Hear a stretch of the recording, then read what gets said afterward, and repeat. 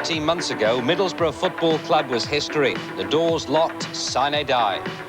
Aston Park didn't have a future. The memory's just a painful reminder of what used to be one of football's most noble establishments. The Souness era was 10 years ago. Debts were mounting, and by 1986, they'd reached a crippling £2 million. But under Bruce Rioch's tactful management and shrewd behind-the-scenes administration, Middlesbrough is once again a football town, and a proud one too.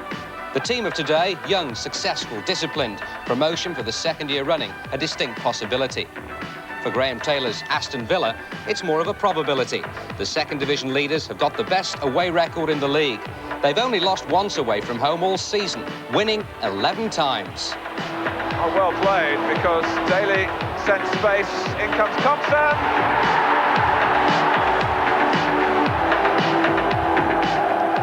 And how good it is to see Aston Park with a 20,000 or so gate way above average on an afternoon that's really brightening up here on Teesside.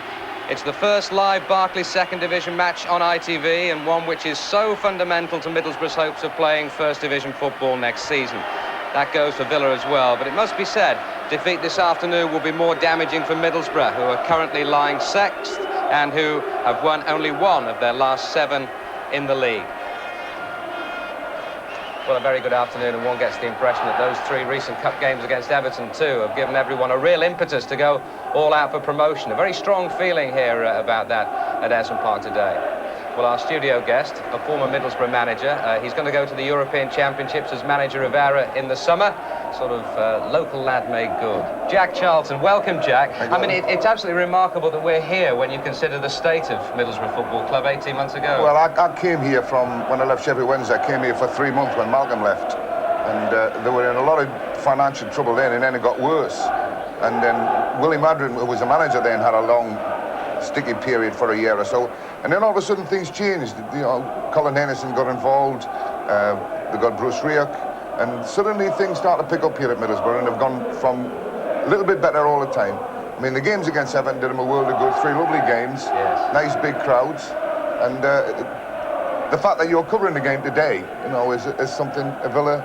That's right, it's attracted live television, which is great. Now, there is a super atmosphere, about 20,000. Do you think they're in for a treat? Oh, I think it'll be a cracking game. But Middlesbrough need to win this one.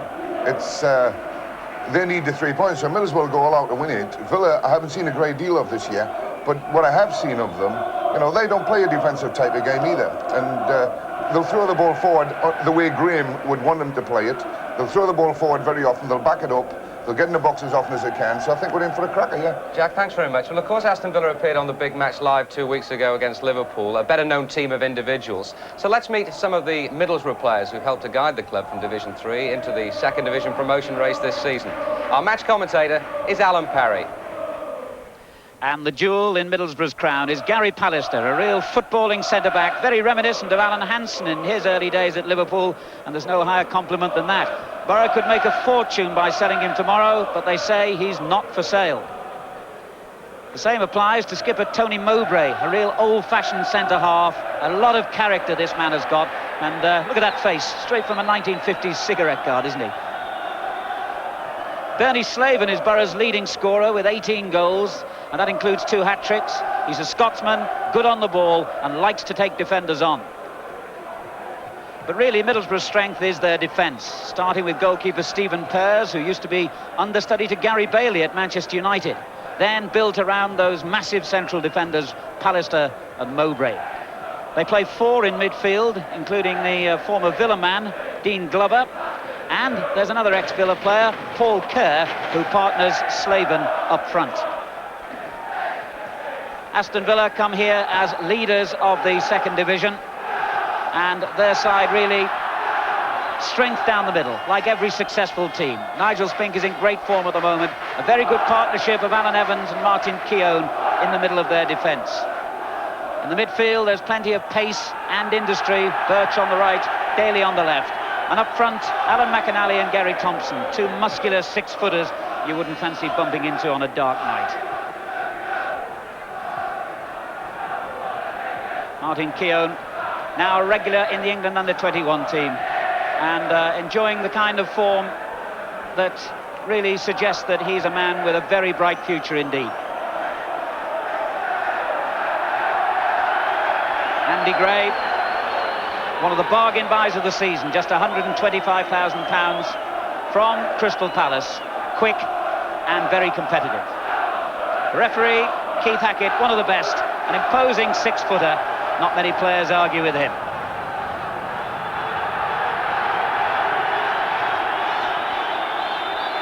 So it's Aston Villa in their change strip of light blue shirts and maroon shorts who kick off, attacking from right to left. And Middlesbrough, the club which literally came back from the dead, is really relishing this chance to show the nation that they're alive and well and ready for a future in the First Division. That was Ripley's header. Keown. Middlesbrough have been beaten only once at home. Aston Villa have lost only once away. It really is the match of the season so far in the Second Division. Ripley again. And he gets the corner. This is going to be an early problem for Aston Villa because Middlesbrough are very effective from corners. Pallister and Mowbray, those two big central defenders, really attack the ball. Hamilton with the kick. Pallister was the target, and it was Mowbray who reached it behind him. Tony Mowbray, this inspirational captain, just 24, a local lad, and Middlesbrough to his bootlaces. Also alongside me here today, Ian St John. Ian, I know you saw Middlesbrough play at Everton in midweek. How do you assess them? Well, a very, very good workmanlike side. In fact, we've had a look at both these teams playing against top-class opposition, Liverpool and Everton, in recent weeks, and I would say that I thought Middlesbrough handled that a little bit better. You know, I feel that they went at the First Division teams and put them off a stride. So I would think today they'll be looking to do the same thing against the Villa. Kerr in ahead of Gallagher. Slaven. And that's Cooper. Glover. Andy Gray across, and he commits the foul.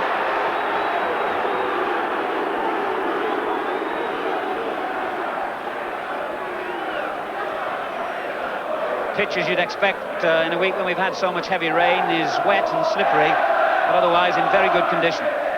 And a terrific atmosphere. Real flat caps and Bovril ground, this. A throwback to the old days. Gage's clearance.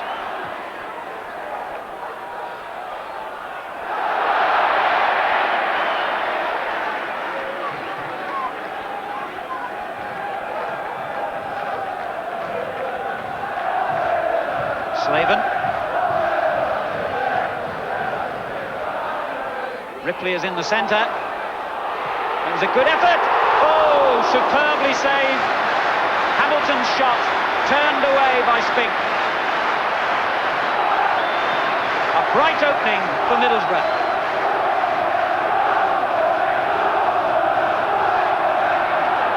It was a good little effort. There's a nice layoff, Alan, by Ripley. Lovely volley. And a fine save. Spink, superb. With Mowbray flying in at him like that, Spink's handling had to be immaculate, and it was. He's in the best form of his career, Nigel Spink, and it's his testimonial season as well.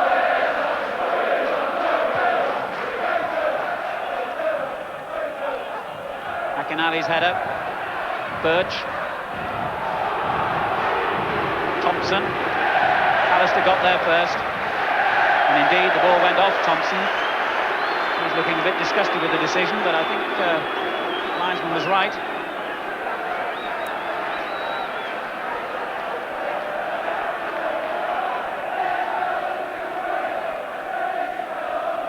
Cooper. Keown beating Kerr. And again. Ripley now. Got Parkinson overlapping.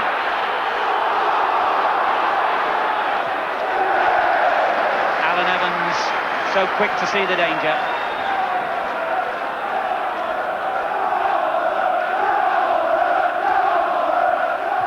Parkinson again. And Evans there to clear.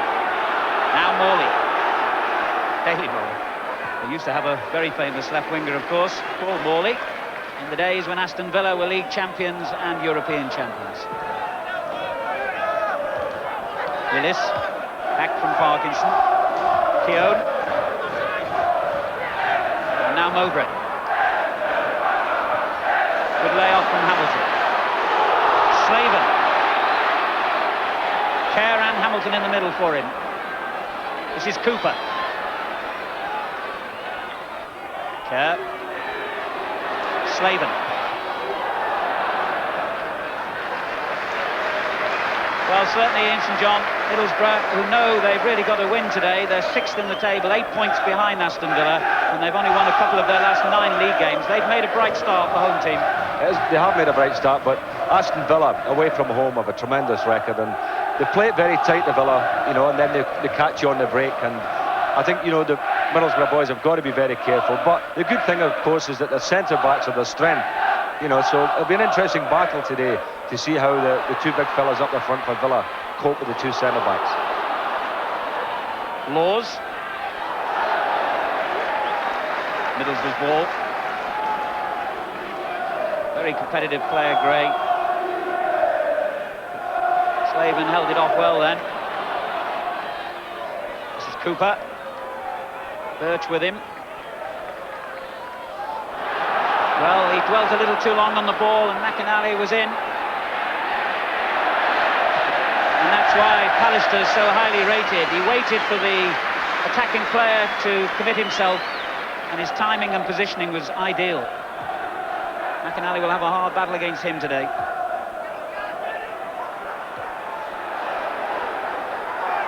Gallagher. And Pallister there again. Gray for Villa. Straight to Slaven. This is Hamilton.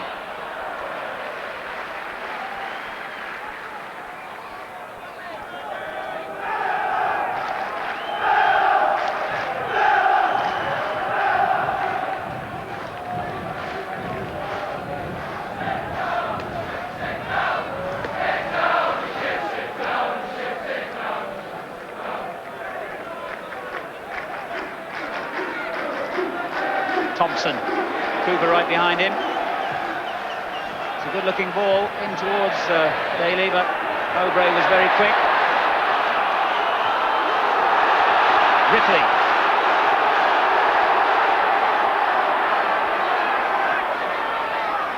And this is Slaven. Kerr wanting it inside the penalty area. And it wasn't a bad effort. Paul Kerr, who scored the winner at Aston Villa when these two sides met in the league back in September.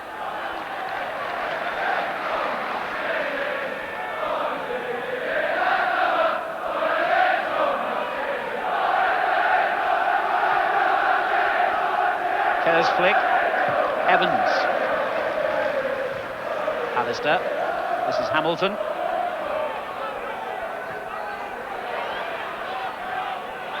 Somebody to get it down and play. Borough have a free kick.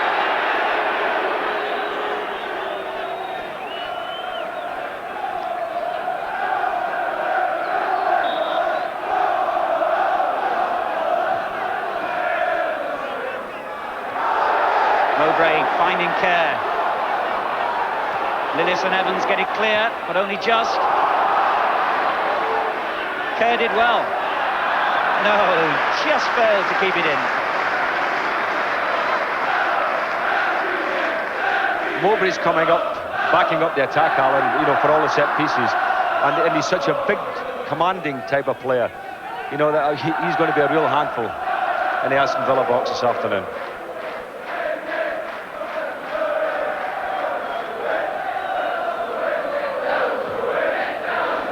Wasn't a very good kick by Spink. Glover who met it. Ripley up well. This is Kerr. Plenty of time for Gray. Birch on the right. Now McInally. And Gage.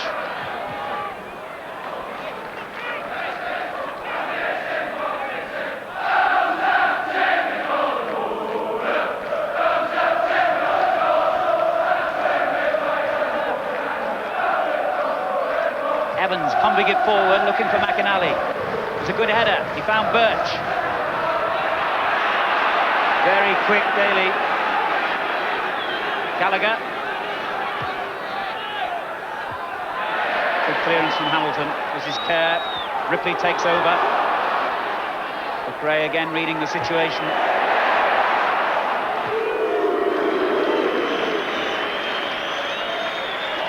Well, as you've just come in from the local, 10 minutes gone here in this top of the table match between Middlesbrough and Aston Villa. Still 0-0.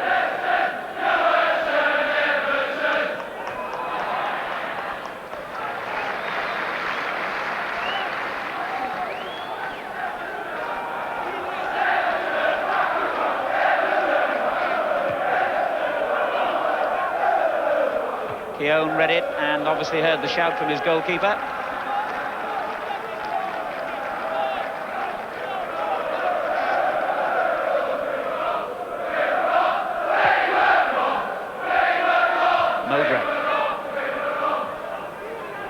Birch for Villa.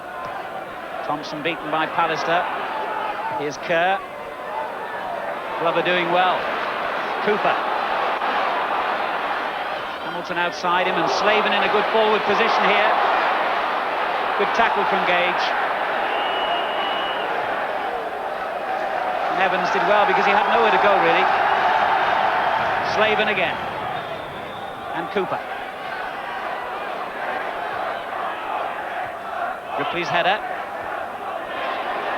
The Laws didn't realise he had it. And now Daly. He's got Thompson and McInally in the centre and Birch arriving, but he just went a step too far in the end. Tony Daly, the type of player who excites crowds, but sometimes perhaps he should deliver the ball a little bit quicker, and maybe that was one of those occasions. Good header from Ripley then.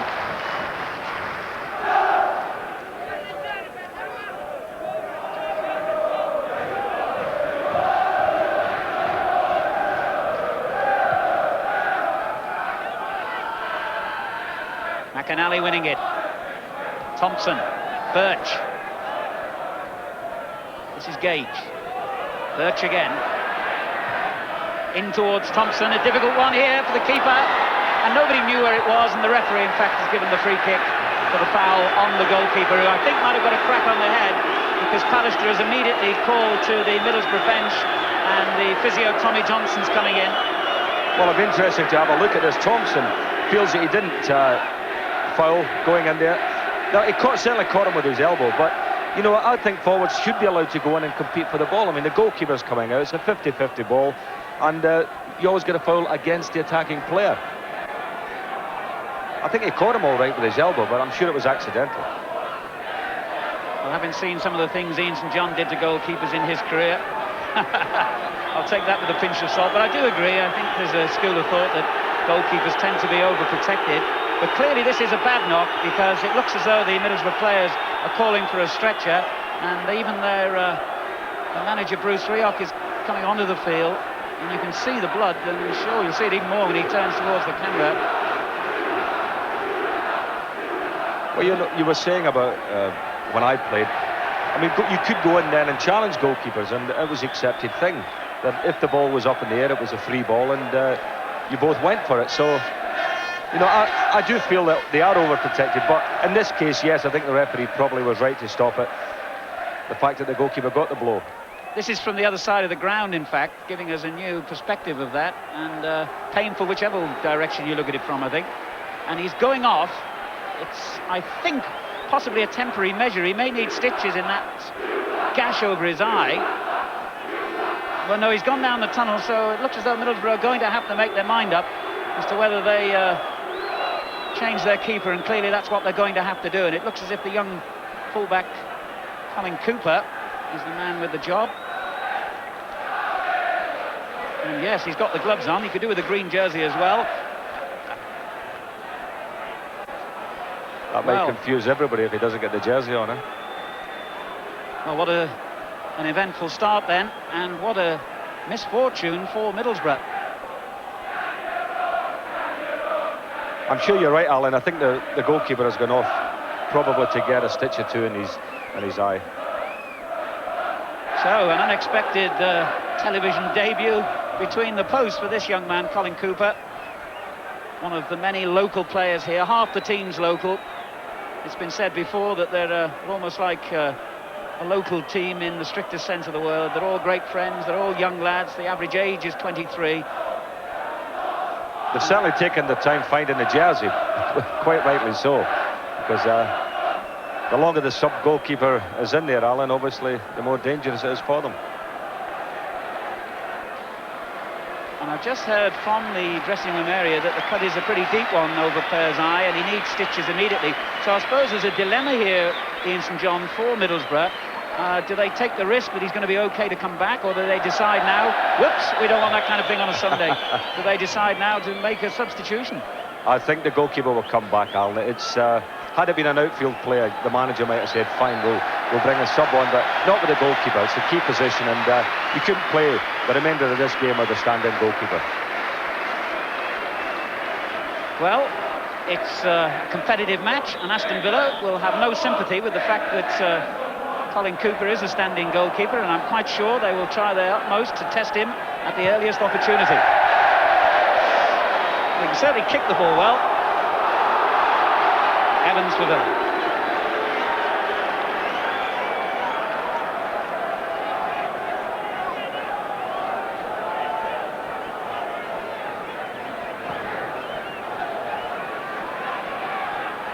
McInally won it. Away by Hamilton. Keown in. Mowbray away.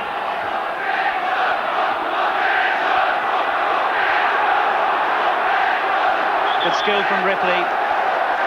And indeed the free kick has been given. He was fouled by Daly.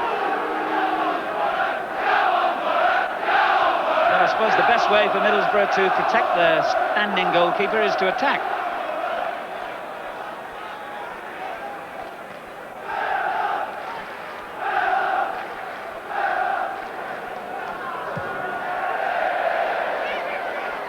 Crowd are going to cheer everything Cooper does now. Here's Ripley. Slavin in the middle. And Gallagher did well then. He could easily have committed himself. But Borough have another corner.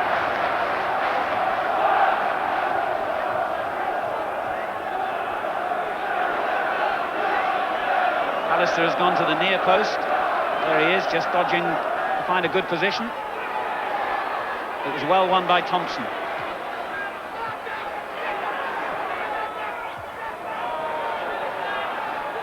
And again Thompson, this time it's Daly. Lillis forward.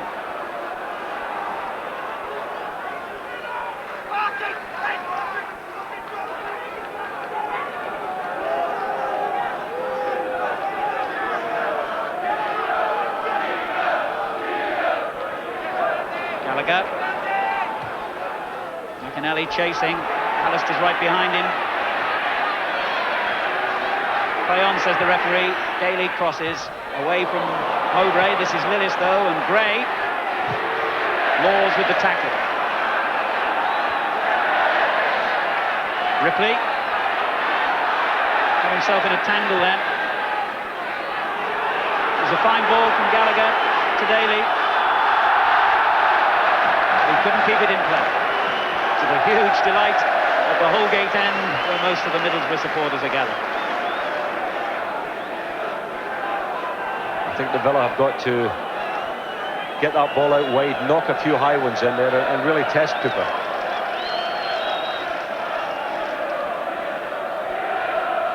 We understand from the Middlesbrough dressing room that they expect to have Stephen Pears, who's their real goalkeeper, with due respect to this young man Colin Cooper, back on the field in 2 or 3 minutes. Not a moment too soon, will Colin Cooper be saying. There's Keown for Villa. Can they use this 2 or 3 minutes to good effect? Gallagher. Mowbray. And on from Glover. Keown won it. Laws, but straight to Gage. It's a good ball for McInally. Hamilton. That's a Middlesbrough throw.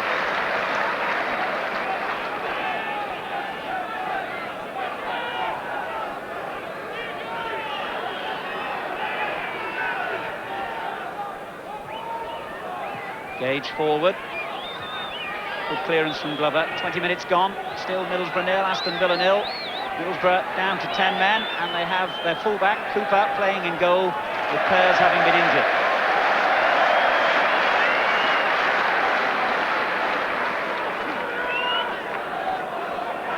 Mowbray, the Borough captain. Ripley up well to Slaven. Huge cheers from the crowd because they've seen Stephen Pears re-emerging from the tunnel as Laws has the ball. Good effort! Slaven! Oh, how did Spink save that? And Slaven will be saying, how did I miss that?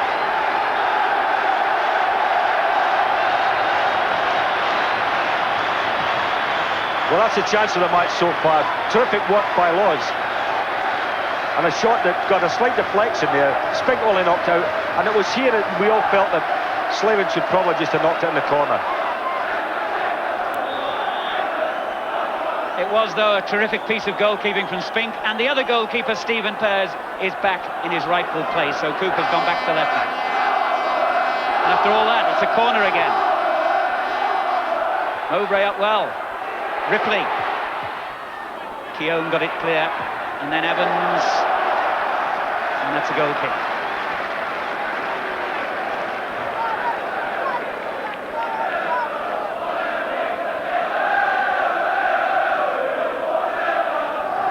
Well, there's the rather gruesome damage, and he's had 7 stitches in that gash above his right eye.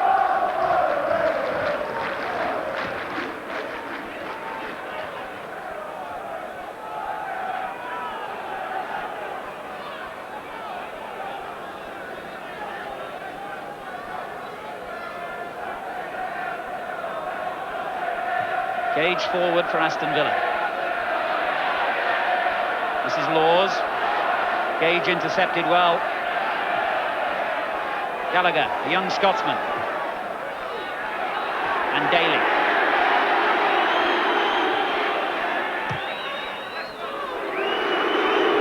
Thompson. The referee has given an indirect free kick for obstruction by Tony Mowbray on Gary Thompson.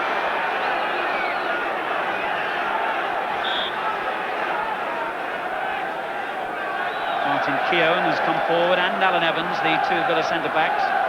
Evans is 5, Keown is 6, and Pears is apprehensive.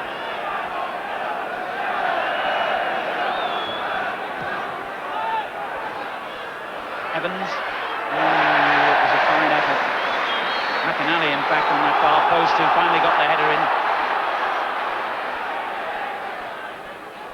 Slaven. Well, that was a foul, but the referee has said play on. And, well, that's the way it goes with the advantage rule. I'm sure the referee did the right thing, but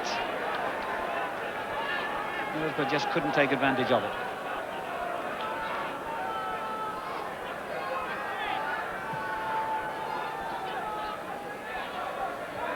Good header from Pallister. Now Birch. Mowbray clear. This is Gray for Aston Villa. Brought down by Hamilton. Villa's free kick.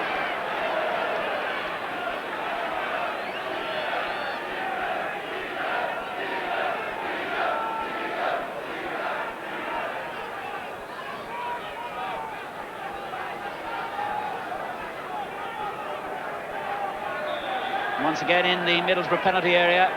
Villa have all their big men. McInally, Thompson, Evans and Keown. And they win a corner. Villa's first of the match.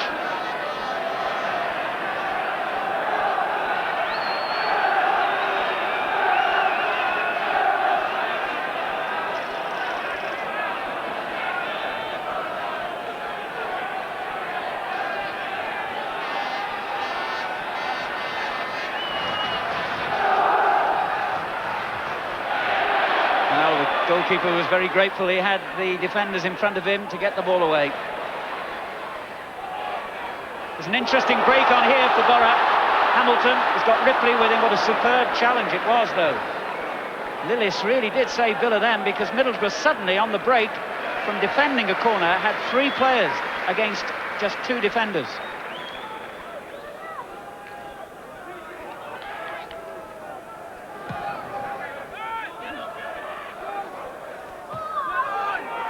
Slaven.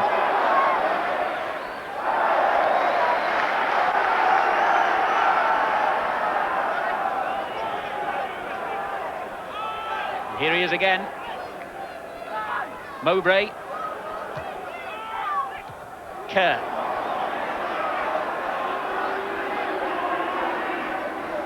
This is Ripley. Slaven. Glover challenged Gray, and it was a bit of a two-footed challenge as well. Mr. Hackett quite right then.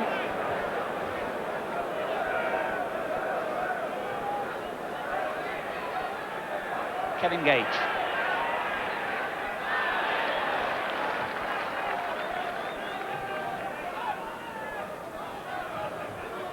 Aston Villa with the best away record in all 4 divisions of the league. They've won 11 of their 15 matches away from home.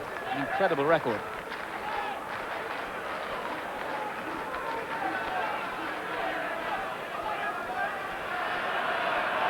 "26 minutes gone in this first half, and we wait for the first goal of the game."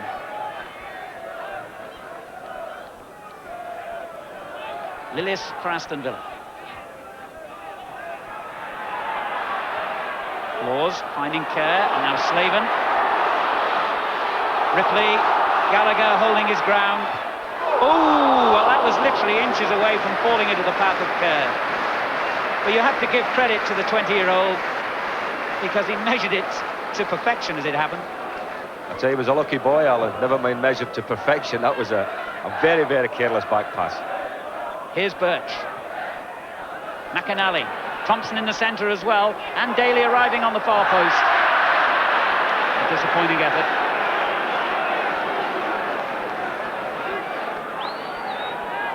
You can see how Aston Villa have set their pattern now. They do soak up a lot of pressure, and then bang, you know, they hit you on the break. And McAnally, who I think is a fine player, big strong boy, and Thompson up there. If Villa can get the ball up to him quickly enough, you know, we could see a goal.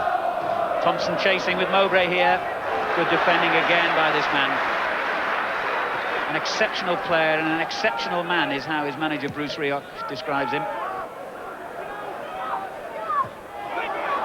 Gallagher.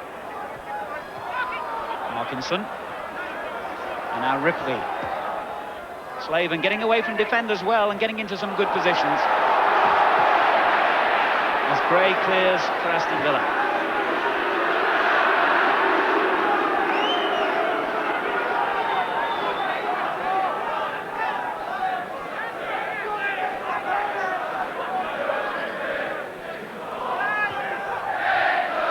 Gallagher. It's a good ball. Gray. Birch out on the right. Gage in support. McAnally. And Birch. A lot of men in the box here. Well, perhaps he would have been better with the cross rather than the shot, because there were 3 Villa players lining up in expectancy of a cross. Ripley for Borough.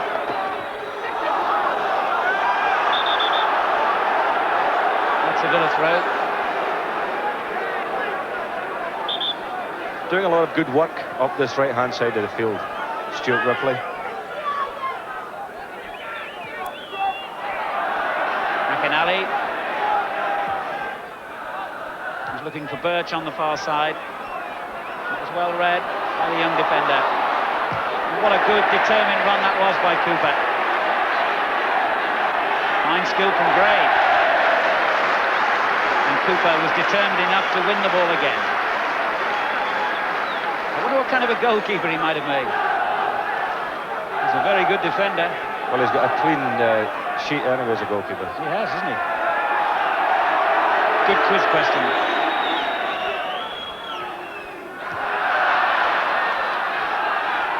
Parkinson. Didn't really want it there. It was a difficult position for the defender, but he's won the throw. Off Thompson.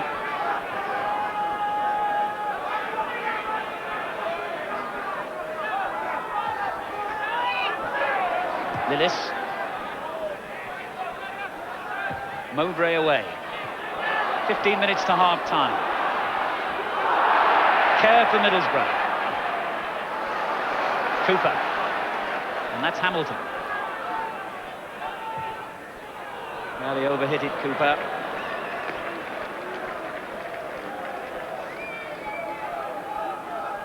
I was mentioning Aston Villa's away record before. Middlesbrough have an excellent home record. They've won 10, drawn 3 and lost just once against Swindon back in September. Thompson's header finding McAnally. Good challenge from Pallister.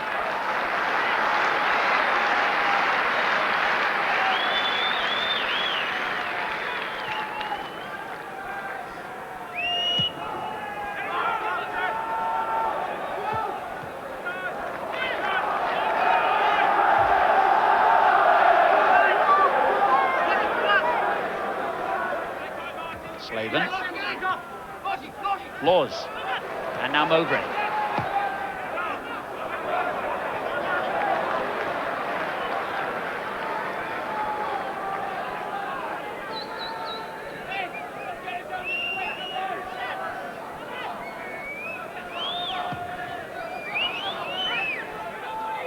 Mowbray again.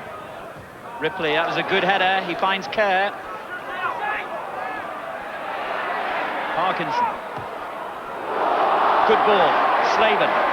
Kerr and Hamilton in the middle, and Glover arriving. I'm not quite sure why the Middlesbrough fans were screaming then, but whatever it was, the referee wasn't impressed by the appeal. And Parkinson goes forward again and wins the corner.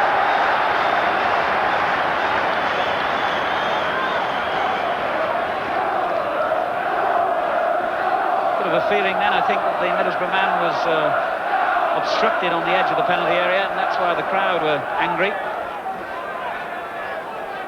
But it's a Borough corner.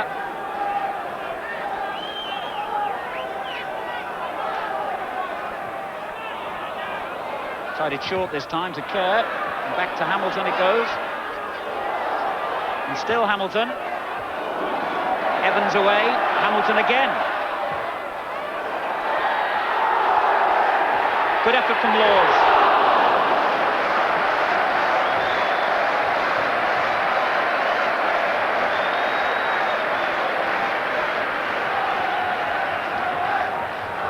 Well, Hamilton was very persistent on the right-hand side there for Middlesbrough.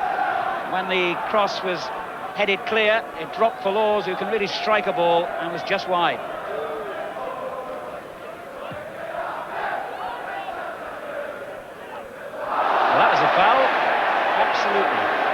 McAnally saying that Borough man had backed into him, but you've got to be careful not to argue too much. He got himself sent off when these two met earlier this season.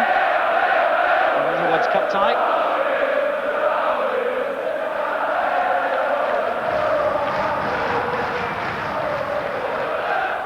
Here comes to Kerr. Laws again. But this time he was right underneath it. Still not a bad effort. And Middlesbrough have had the better scoring opportunities, certainly, of this first half so far. They're certainly creating one or two opportunities, Alan, but, you know, you get the feeling that they badly need to get a goal, because the longer this game goes on, the more I feel, anyway, that Villa could maybe just catch them, because that's the way they play. Here's Slaven now for Middlesbrough. Trying to set Hamilton away, but Gage had anticipated it. Given away by Glover. Gray. McAnally. This is Lillis. Daly on the left. Looked like obstruction to me from Parkinson, but Mr. Hackett didn't agree. Kerr's mistake. Well, here he is again. Pursued by Evans. Good play from Kerr. Cooper. Wonderful atmosphere when Borough pour forward. Was that handball? No. Gage got away with it anyway. Wasn't a bad clearance, was it? Thompson. Oh, he's beaten Mowbray. McInally in the middle and Daly. Danger here. And Daly has put the finishing touch to that superb Thompson run. And Aston Villa are in front.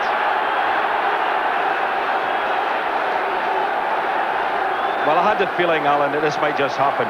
But full marks to Thompson here. Very powerful run. Under pressure there from Mowbray, but he held him off, kept his balance, took it to the line, and a little cut back there. Thank you very much.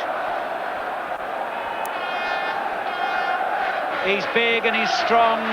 So is Mowbray, of course, but Thompson proved the more determined then. And it was a cross any striker would love to be on the end of. Tony Daly's second goal of the season then has given the second division leaders Aston Villa a vital lead 10 minutes before half-time.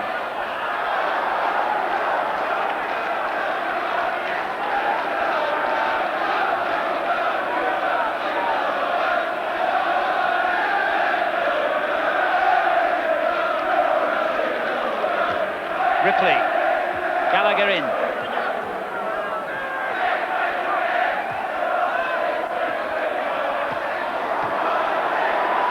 McInally to Thompson, and again. And another strong run here, this time by the Scotsman.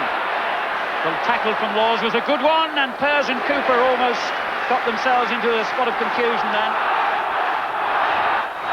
But back come Borough. They're a goal down. Slaven.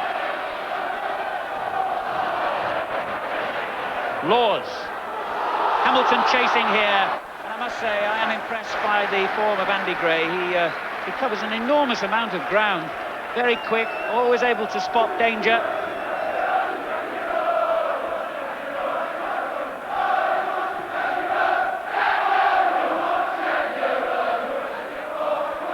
Mowbray, who must have been disappointed at being shaken aside by Gary Thompson in the run which led to Villa's goal. Well, if he has a weakness, Alan, I do think it's his pace. You know, McInally ran past him there as well, and I mean, he's such a solid big player, but just a shade, you know, slow. Ripley now from Middlesbrough. Parkinson. It was disappointing that it ended that way for Middlesbrough because they had 4 players in the penalty area.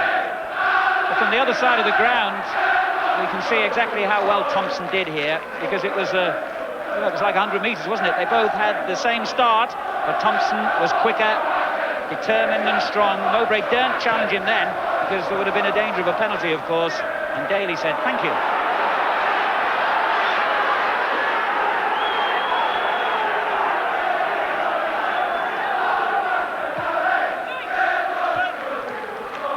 Seven minutes to half-time. Middlesbrough 0, Aston Villa 1. Villa have shown many of the qualities that have taken them to the leadership of the second division, where they're a point ahead of Blackburn Rovers on 66 points with 12 games left after today. Mowbray headed that away under pressure from McInally, and indeed the free kick has been given to the home side.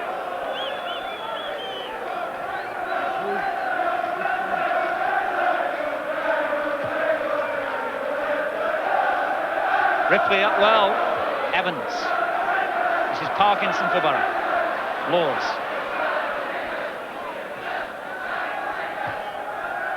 Kerr.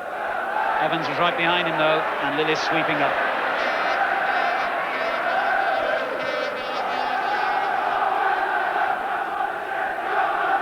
A thoughtful looking Graham Taylor, second from the right there, with his assistant John Ward in the blue tracksuit top on the Villa bench.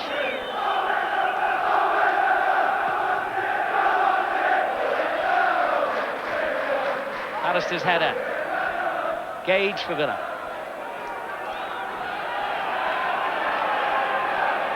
And Middlesbrough really do know that they can't afford defeat today, because their recent league form anyway has been a bit rocky. They led the table before Christmas, but then they had away defeats at Leeds and Oldham and Millwall, and they've slipped dangerously behind. They've got to win today. Here's Laws. Middlesbrough a goal down. Hamilton finding Slaven. He hit it straight at Evans. Villa as ever so dangerous on the counter-attack, but Thompson couldn't control it. And Borough really want this equaliser badly before half-time. 5 minutes to go.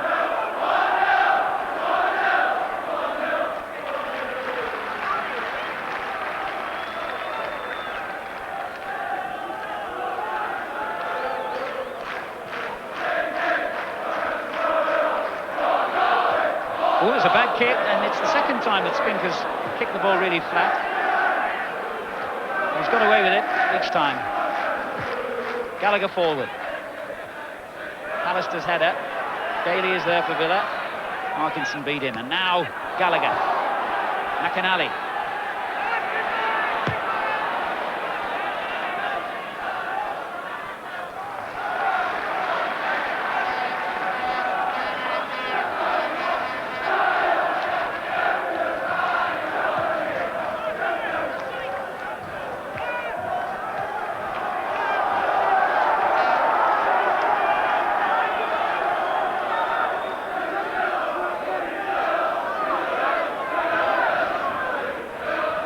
Ripley has Daly right behind him. Who's given it away?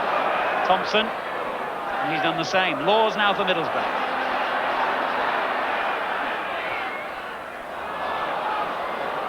Gage and Birch linking down the right, but not a good ball.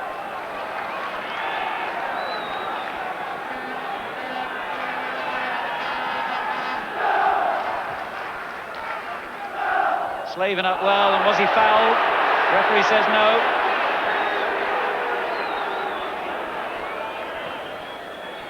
Birch. It's an interesting one for McInally to chase. Alistair's ahead of him though. And how about that for coolness? And Thompson going in a little bit late on the keeper.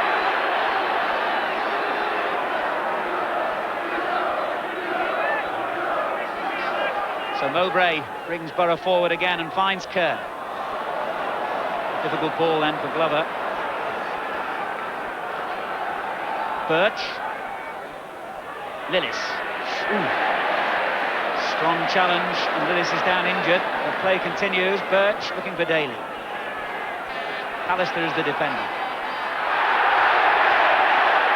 Now. Not very charitable at all. Alistair and Daly getting themselves in the spot of bother. Alistair obviously felt that Daly was all arms and legs and trying to wrestle him off the ball. It was a best of three falls, that one, wasn't it? they both got tangled up, and we'll finish with a handshake. Here's the start of it. Oh, whoops. Thank you very much. A little elbow there by Pallister. And there you are. Mick McManus would have been proud of him. Well, it all ends in handshakes, I'm glad to say. Birch for Villa. They lead by a goal to nil. And this is McInally. Birch again, beaten by Slaven though. Mowbray.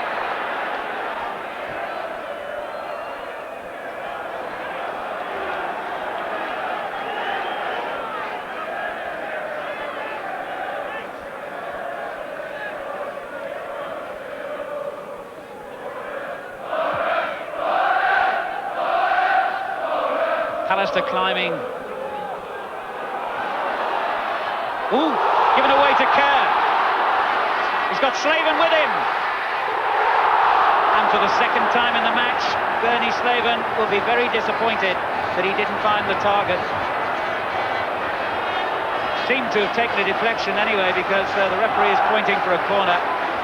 Kerr did well here, pulled it back beautifully, that little back heeler. Slaven slid it very precisely, and Spink must have got a touch.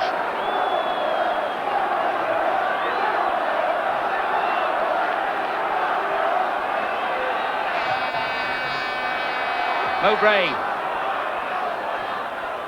Well, there's a couple more sore heads now, because as Mowbray climbed then, he clashed heads with a Villa defender. don't want any more stitches, please. Both the physiotherapists are in action now. But Ian St John, Bernie Slaven, he's had 2 good chances in this half. Well, he certainly has. It's a pity both have fallen to him. And he's a leading goal scorer, so you'd expect him to stick him away. Initially, it was a bad mistake by Alan Evans. He gave the ball away. And really, you know, this is the thing about Middlesbrough this afternoon, Alan. They've created 1 or 2 chances, they've had opportunities, but they haven't, you know, done the necessary. They haven't put the chances in the back of the net.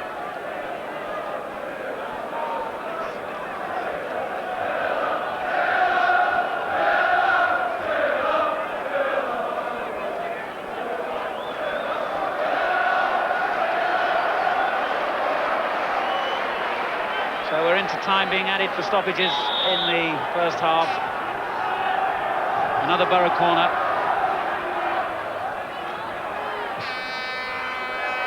Alistair going in this time. Hamilton. Laws. No room for the shot. Ripley. Still the big men are in there. Mowbray, Hamilton, Alistair. The shot from Laws, again, was precise, but wide. They probably deserved the goal in this first 45 minutes, Al, because, you know, they've had the bulk of the game. They've created chances, missed them. But on general play, you know, I think a draw would have been a fair result. But that's the way it goes. Villa caught them on the break.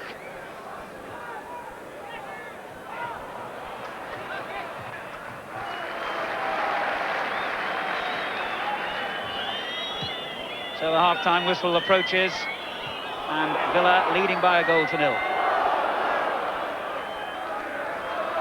Quite a bit of stoppage time, of course. We are on the clock over 45 minutes, but the lengthy injury to Pears and then Mowbray before will mean Mr. Hackett will have to add quite a bit. Well won by Hamilton. Slater.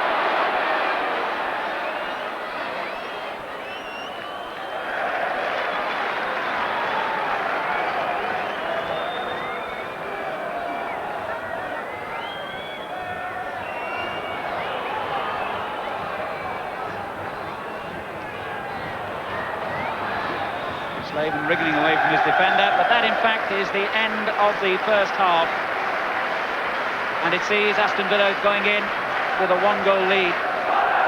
Middlesbrough created more of the chances and had more of the attacking, but Aston Villa are a very effective counter-attacking team, as they've proved all season. And the goal from Tony Daly separates these sides. Bernie Slaven might have had a couple for Borough, and one thing's for certain, Borough will really come back at them in the second half. Half-time score, Middlesbrough 0, Aston Villa 1. We'll have more action from Erson Park and the views of Jackie Charlton right after the break.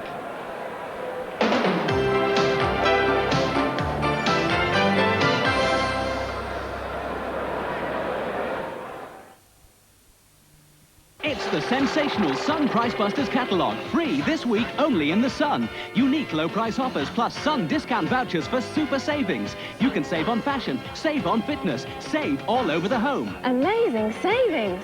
Free, the Sun Price Buster catalogue, only in the Sun. Rolling Stone Ronnie Wood, read how he saved the world's greatest rock band and play Sun Lotto. I've done it, I'm winning! £30,000 or more to win every day. It's all in the Sun this week.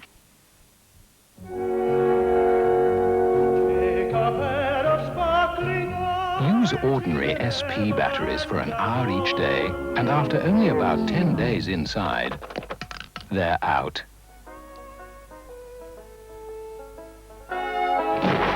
Duracell batteries, however, will serve the full term over 30 days hard labor. Duracell, no ordinary battery looks like it or lasts like it. Suppose you took a plane and made the legroom bigger, and made the seats wider, so you could spread yourself a bit. Then made the aisles wider, so you could go for a stroll. And put some proper tables in, so you had more space to do some work or have a meal. Then made the windows bigger. The result would look a bit like this. Your 740 to London. Nicer than your 747, we think.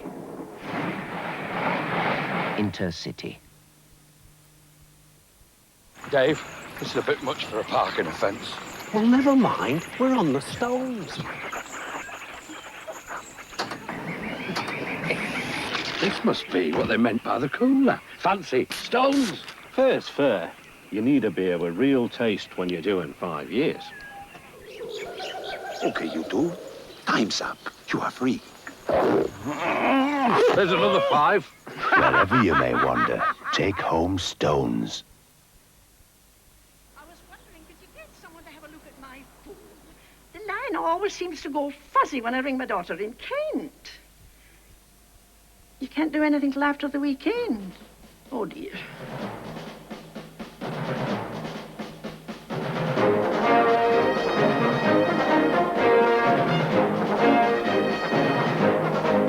Replacing the country's old telephone system with a modern digital network is an immense job that'll take time to complete. But we're working on it, right round the clock.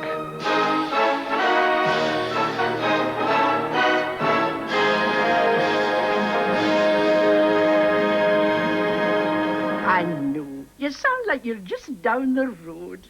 Die. You wait all weekend, and what happens? It goes right all by itself. British Telecom, it's you we answer to.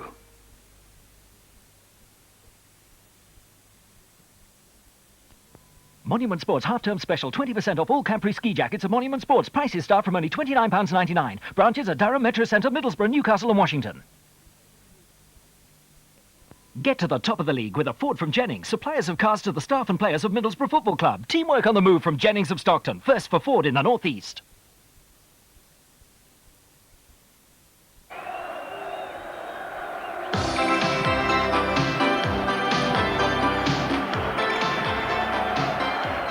Yes, just one goal here at Aston Park. Aston Villa getting it through Tony Daly after 35 minutes. No shortage of incidents and plenty of eventful topics for us to discuss, Jack. I mean, it's been a very good first 45 minutes. Yeah, good 45 minutes. Two distinct teams playing different ways.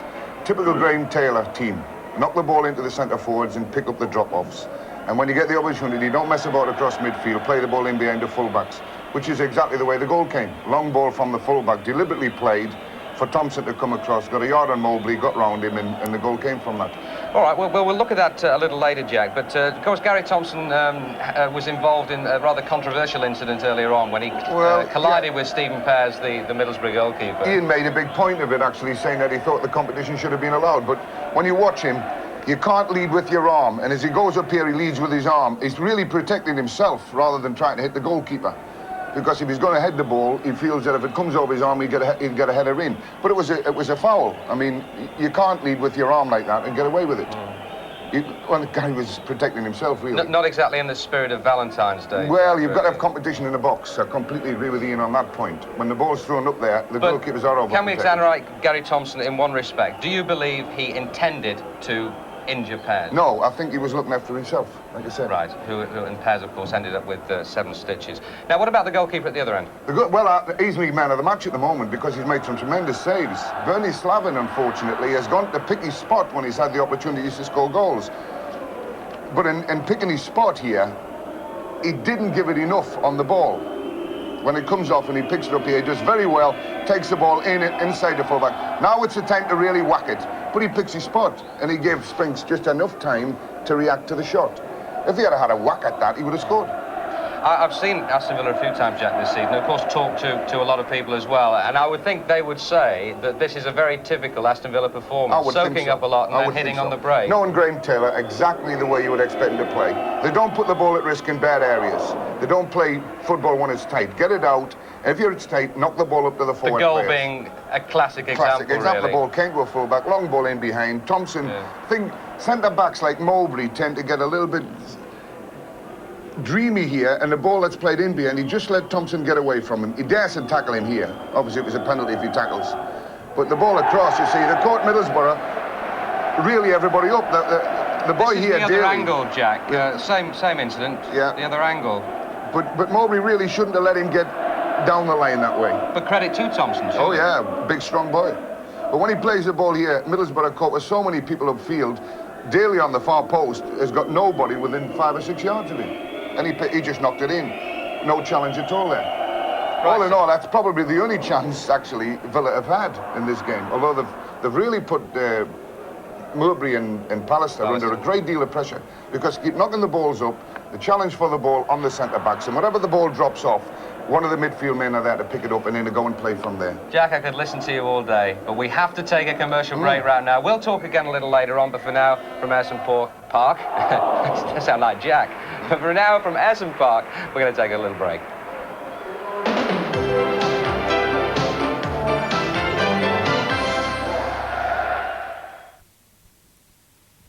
There are lots of crazy bargains in Dickens' Mad sale. Twin pack loft insulation, £4.99. First alert smoke detector, £10.99.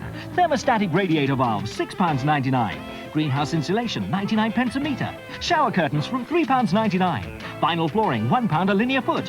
Colour roll for Dura-blown vinyl, £3.99 a roll. Leave the kids in our supervised play area. We're open till 8, Monday to Saturday at Dickens, that's right.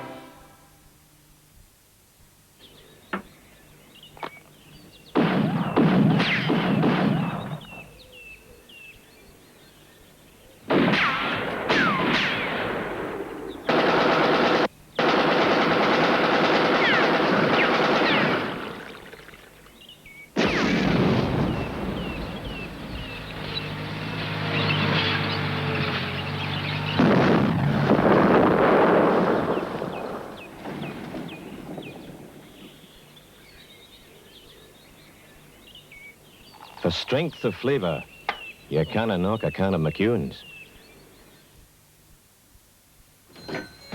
Mr. Ward? Yes? Ian Hubbard. When somebody comes to sell you a pension, life assurance, or a mortgage, will they sell you one that suits you, or one that suits them? At Allied Dunbar, we promise we won't offer you any of our products until we've completed and analysed a thorough fact find. I want to draw a salary from it. Oh, yes, of course. So the first time we meet, don't expect us to sell you anything at all. You'll need a generous length in the arm. Allied Dunbar. Before we open our mouths, we open our ears.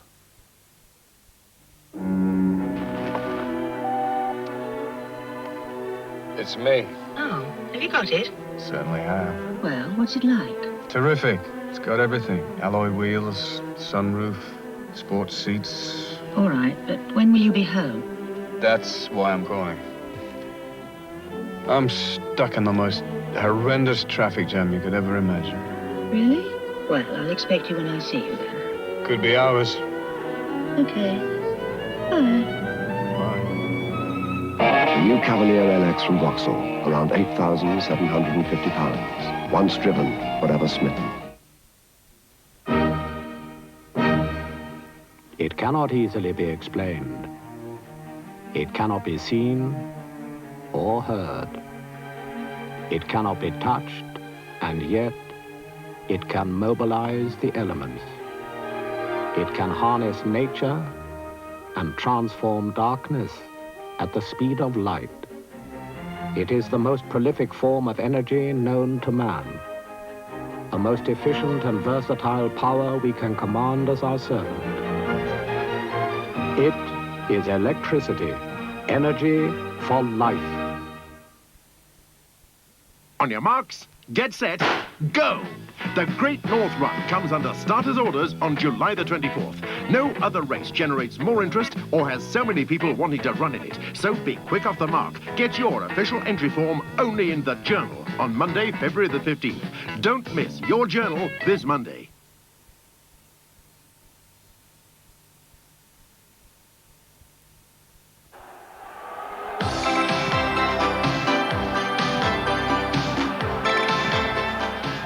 Welcome back to Aston Park for the second half, just started, of this top-of-the-table second division match. Middlesbrough against Aston Villa, with Aston Villa leading by 1-0. The score of Tony Daly after 35 minutes. In the second half, Middlesbrough, wearing the red shirts and white shorts, are attacking from right to left. Incidentally, if you're a little confused about how the second division is going to end up at the end of the season, the first 2 teams will definitely be promoted to the first division. Then the teams in 3rd, 4th and 5th places will go into the playoffs. So plenty of incentive for all the chasing pack behind the leaders, Aston Villa.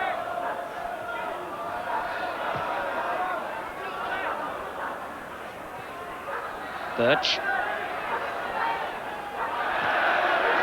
That's a corner.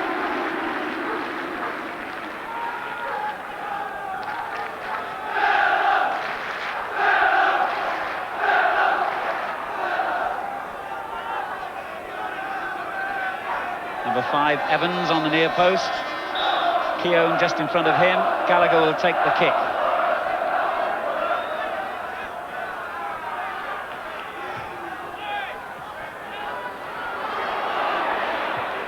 Gray winning it, but it wouldn't fall where he wanted it. And here's an interesting break now. Ripley, Kerr to his left, Slaven to his right. This is Kerr.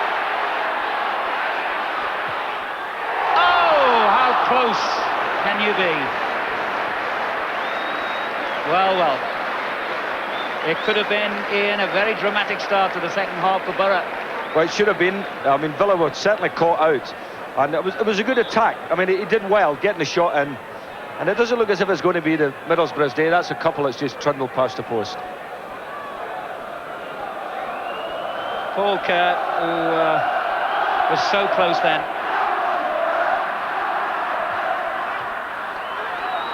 But attacking that Holgate end in the second half. Borough will give it everything. Evans, very calm. All the experience of all those years in the game for Alan Evans, the only member of the Villa team who played in their championship side of 7 years ago.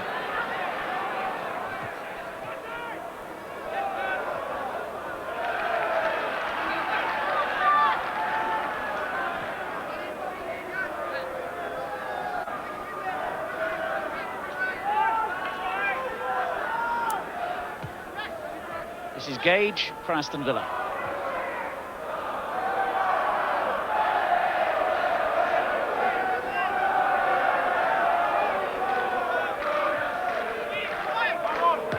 Gage again, forward. McAnally. Lillis in the centre, and Daly.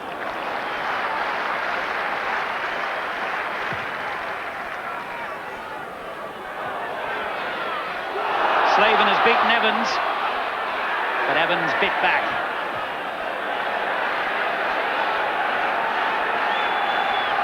Wonderful noise, I must say.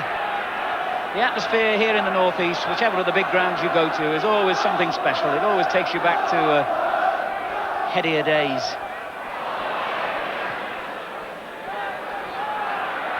This is Pallister. Glover to Kerr. Keown stood his ground.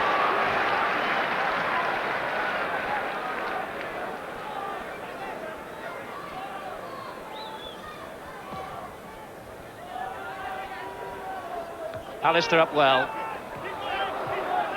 Here's Birch for Villa. Well, he ran straight into Cooper, who finds Kerr. Slaven had just come the wrong side of him then. If he'd stayed where he was, he would have had the ball.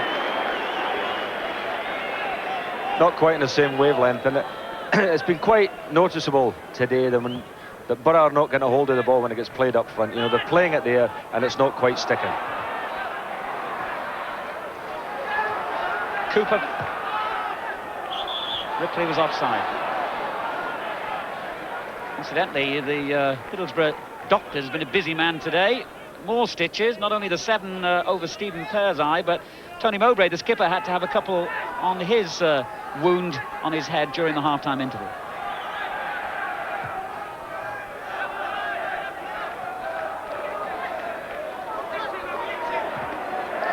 Thunderous challenge between Hamilton and Gage.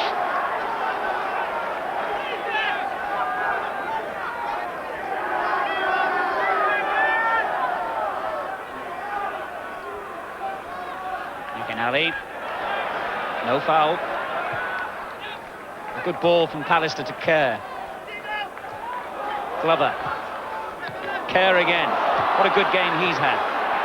Slaven, back to him. Laws moving forward in the centre-forward position here. And Ripley's in the box, but the cross was too close to Spink. But he's had a good game, Paul Kerr, today, Ian. Yes, certainly working hard, and but I still like to see them get a hold of the ball a little bit better up front, both him and Benny Slaven. McAnally doing well for Villa. Glover. Well, he says, look, I won the ball. But a free kick it is.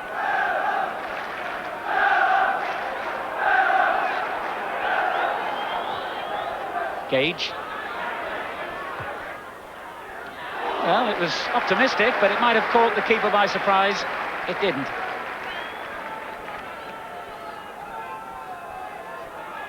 Kevin Gage, incidentally, has the distinction of having scored goals in all 4 divisions of the Football League in his days at Wimbledon. And that's a fine ball by him to Thompson.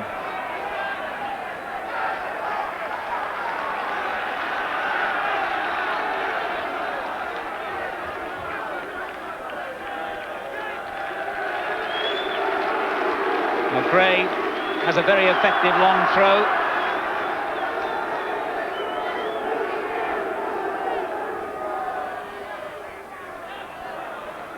Alistair clear. Gray again. Well, strangest shot of the season award, I think, for that one, from Andy Gray.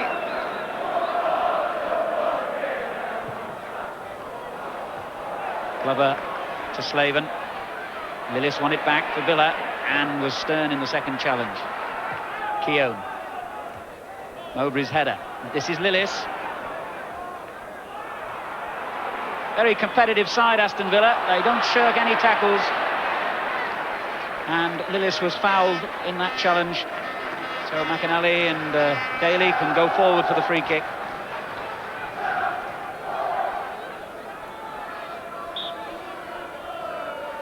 Gallagher. McAnally. And he was using his elbow. Borough have taken it very quickly. And given it away quickly. Good period of possession this for Aston Villa. The lead, remember, by a goal to 0. Evans hoiking it forward. Mowbray, and it falls to Birch. Big Jack was making a point, Alan, at half-time about that particular ball where they knock it from the back, look for the 2 big fellas up the front, and again, you know, the other players then back up, and in that case, you know, Birch backing up Thompson and gets a shot in.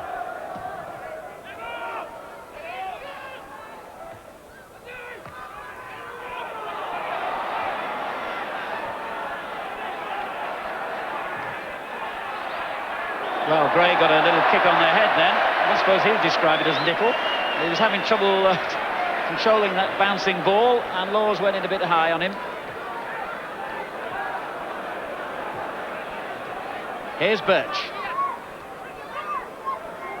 Gage. Birch again, industrious as ever down the right, and a good-looking ball towards Daly, but Pers did well.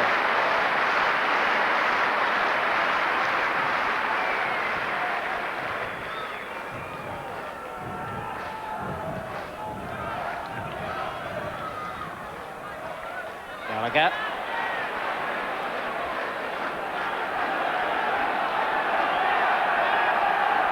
And the Borough roar fills the ground again.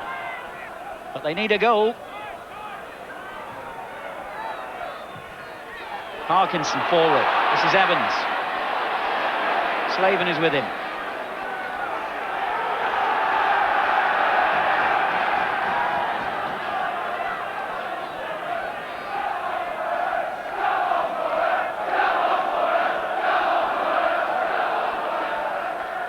Ten minutes gone in the second half. It's still Middlesbrough 0, Aston Villa 1.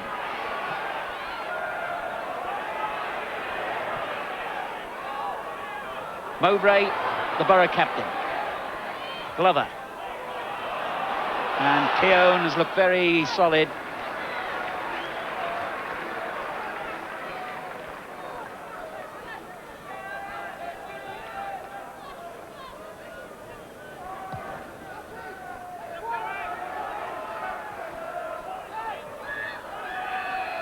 Mowbray.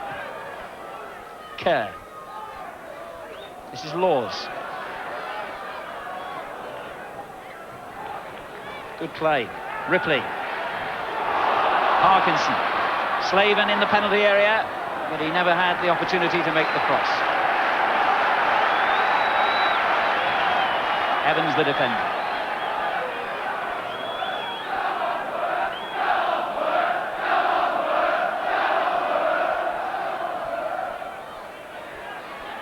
Laws in a good position on the edge of the penalty area here, but they took a little bit too much time making up their mind then. Well, it was slightly deflected, that cross from Ripley, and the deflection being off his own player, that means that Villa have a goal kick.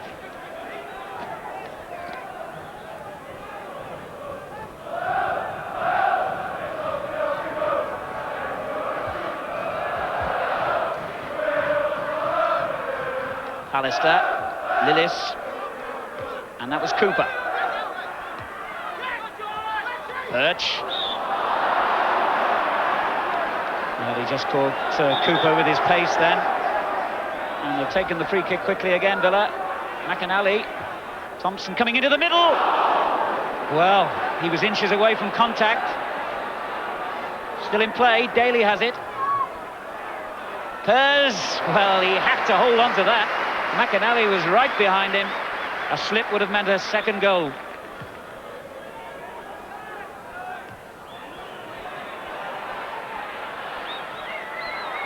Here's Laws for Middlesbrough. That's a free kick.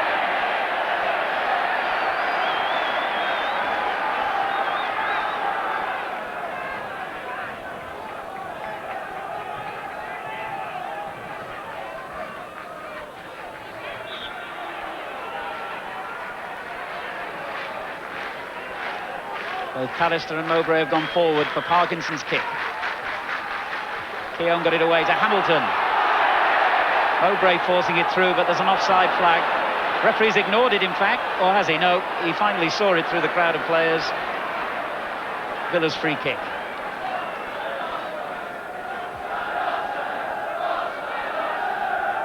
Aston Villa, incidentally, lost 5-0 at home to Bradford back in November, and since then they've gone 13 league games without defeat, a record which has taken them to their lofty position in the second division, and taken Graham Taylor very close to the brink of success in his first season at Villa Park.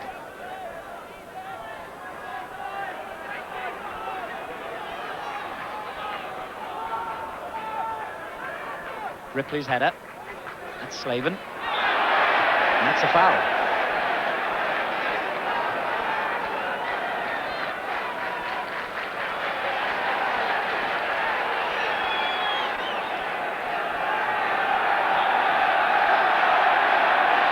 Parkinson's kick. Pallister getting in behind the Villa defence and has done well. And the header just cleared by Gray. It's Hamilton's header. This is Parkinson. Slaven on the right. Ripley chasing with Evans. And again, good determination by those Villa players. They weren't going to let that position go easily. Here's Birch. And this could be promising, because in the centre here are Thompson and McAnally. As the young fullback Gallagher comes forward. Gray. Now McAnally. Still a lot forward for Villa. Gage. McAnally. Thompson tried to get a foot in. Pallister did first, and still McAnally. Oh, it was very, very close to an own goal by Mowbray, who of course had the misfortune to put through his own net in the FA Cup tie at Everton in the week. And having been the player who was shaken off by Thompson for the Villa goal, that would have been very, very unlucky if he'd have seen that go in. McAnally doing well for Villa. Ooh, look at that. Nightmare time.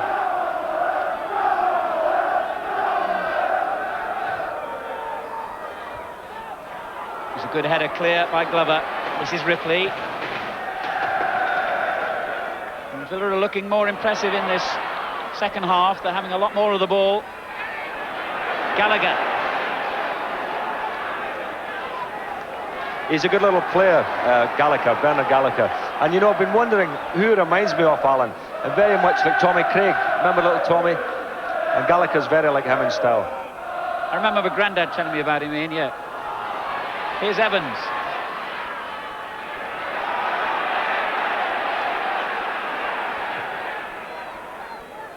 McInally. Birch in, but he couldn't control it. Pallister could for Middlesbrough. Dangerous ball then by Glover.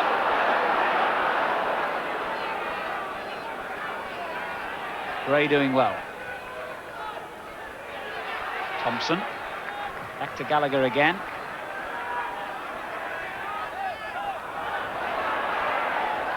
Now then, there could be something on here for Middlesbrough. Well, there could have been, because if Glover had looked forward instead of back, he had men in space.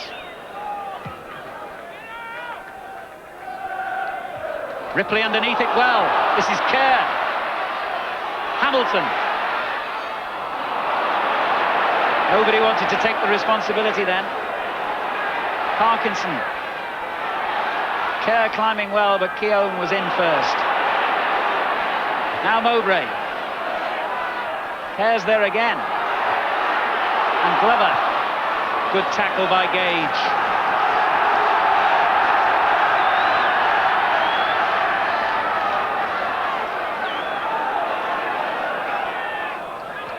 Pallister. Firm header clear from Keown to McInally. Thompson is with him. And Birch free on the right.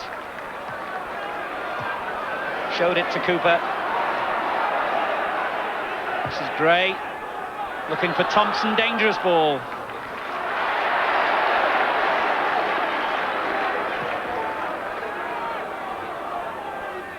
Gallagher away. Well, the crowd were telling Parkinson that Thompson was behind him. Here's Laws. Slavin in a good position, and he's onside, and he turns it back for Kerr. Good effort. And Spink was a little lucky then, because he didn't keep the ball cleanly. And I suppose it sums up the way the fortune has gone today, that when the ball dropped, it was a Villa defender that it dropped to, not a Middlesbrough forward. It was a better move, a lovely layoff by Slavin, and a good left foot shot.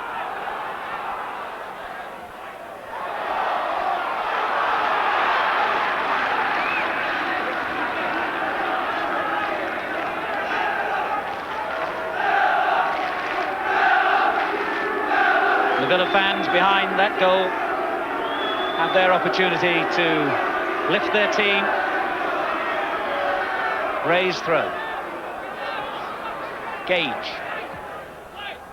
Thompson was there. Comes back to Birch, and now Lillis.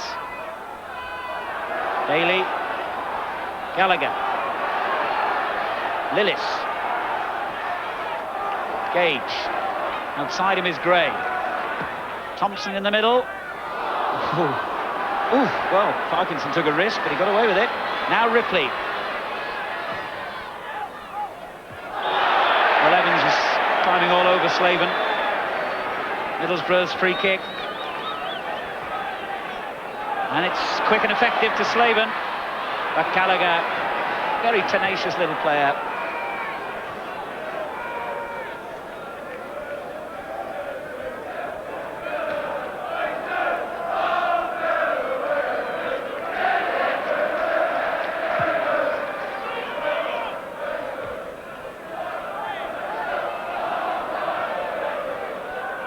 Here's Gallagher again. Mowbray could only play it to McInally, and Pallister very cool. Gallagher's not really put a foot wrong.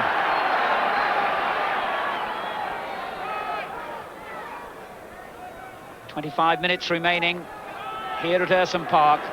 Middlesbrough 0, Aston Villa 1.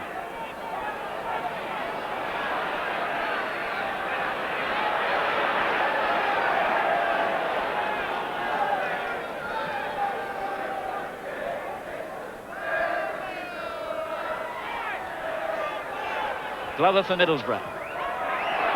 Lillis' clearance. And Gallagher had more time than he realised.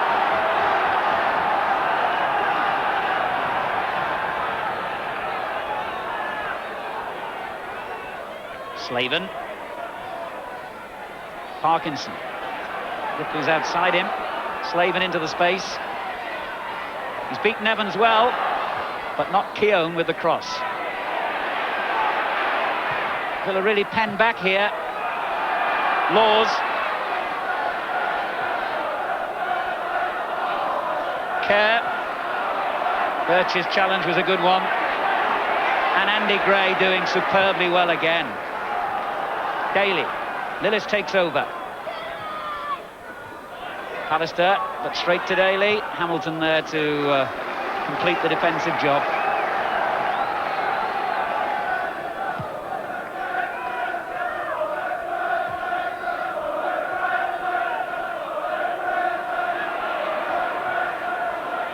Slaven winning it back for Middlesbrough. This is Hamilton. Kerr.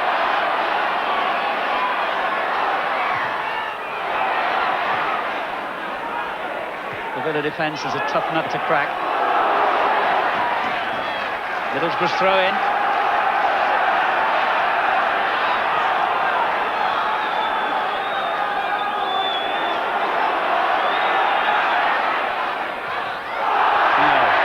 No free kick given.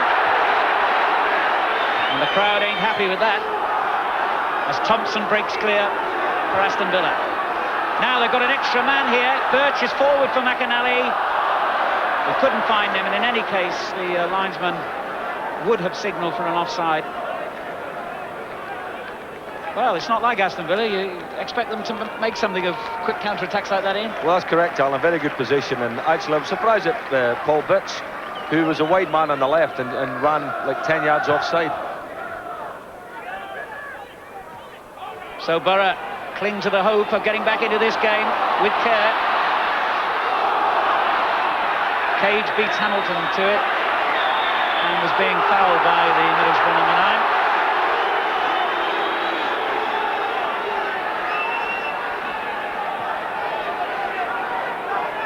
I'm sure Bruce Rioch at this stage is contemplating making a change. He did it the other night up at Goodison Park when he took Bernie Slaven off and put Kernigan on. I might even do that again today. Alistair's header dropping, difficult one from Mowbray, and he just about got out of it. He was fouled as well by McAnally. Borough wanted to take the free kick a little too quickly for Mr. Hackett's liking.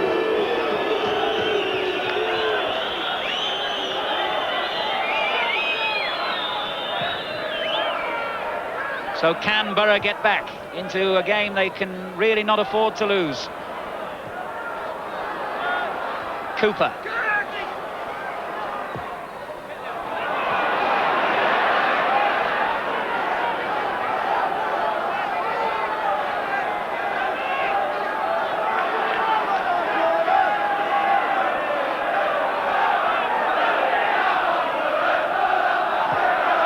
Thompson.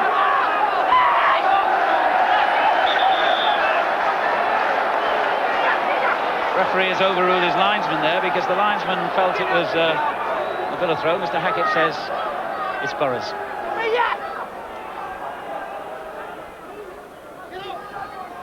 Flicked on by Hamilton. This is Birch though for Aston Villa. And Thompson. McAnally holding off the defender. Oh, he couldn't keep the ball in play.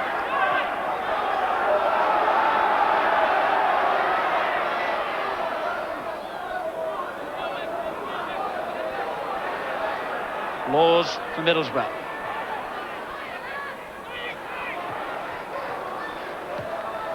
Cooper.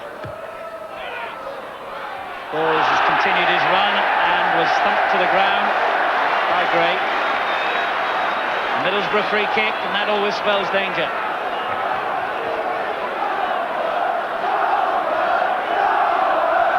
As ever, Pallister and Mowbray, the two towering centre-backs, have gone forward.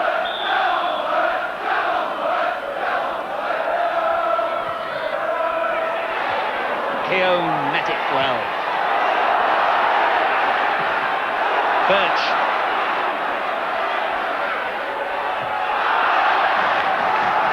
And Middlesbrough turn the screw a little tighter.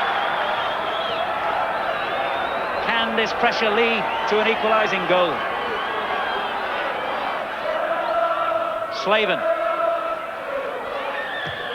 In it comes from Hamilton. Lillis away. Pallister. Didn't that remind you of Alan Hansen, the way he just dropped his shoulder then and went by the player? But it hasn't come off yet anyway for Middlesbrough. Laws and Kerr. Parkinson. Wasn't a bad effort. Gary Parkinson, who's never scored. The youngest man in the side, just 20. And he struck that shot pretty firmly.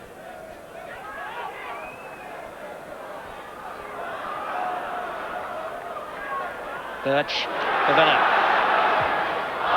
Well, that was a wasted break because, again, there were plenty of Villa men in a good position in. Well, I mean, Thompson's looking at him because it was all set up there for a nice little 1-2, which would have put him right in on top of the goalkeeper. You know, this Middlesbrough team, they are a young side, Alan, and looking at them, you can tell the difference in experience, you know, from a Villa squad. And throughout the game, there's always little... You look at it and you say, well, it's inexperience that's catching up with them, I think. And that was a bit of inexperience, perhaps, that has gifted the ball to McInally. And still McInally, and still. Well, you cannot run through brick walls, and Pallister's built like one. Slaven. Ripley on the right. Yes, he's done well here. Lovely piece of individual skill by Stuart Ripley, a player with pace and strength, and he really tested Spink then. But really, I do think, again, you know, this business of inexperience, you know, that if he'd knocked the ball to the back post there, we had Villa players lined up there.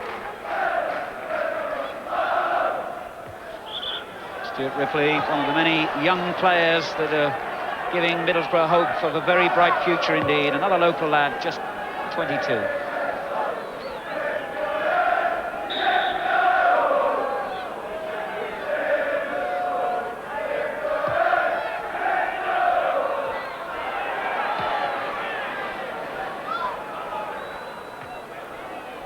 Parkinson being fouled by McInally.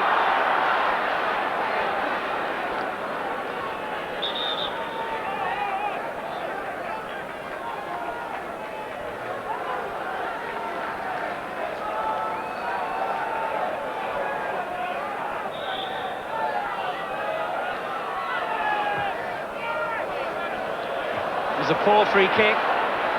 Parkinson can try again. Gallagher's clearance.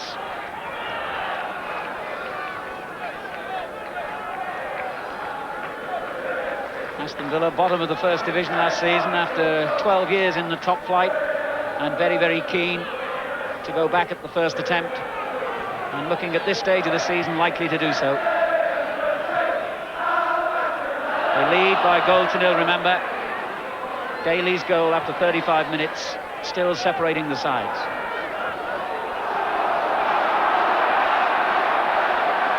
Pallister for Middlesbrough. Ripley takes over. Kerr. Gray and Kerr battling for possession, and it's Lillis who comes out in the end with the ball and was fouled by Glover.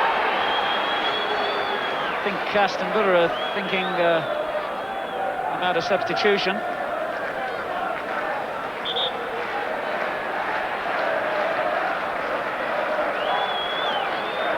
Certainly Tony Daly is the player who's going off. The two men on the bench for Villa today are Warren Aspinall and Stuart Gray.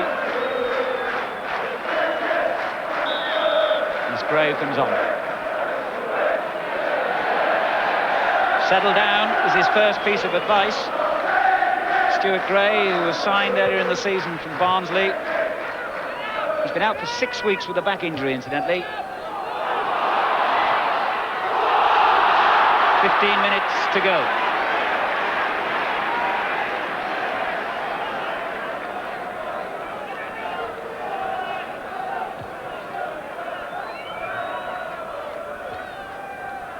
Birch.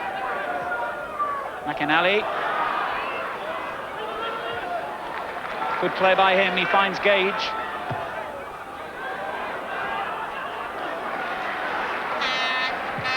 And Villa having made their substitution, Stuart Gray coming on, it looks as though Alan Kernigan is going to come on for Middlesbrough. Slaven.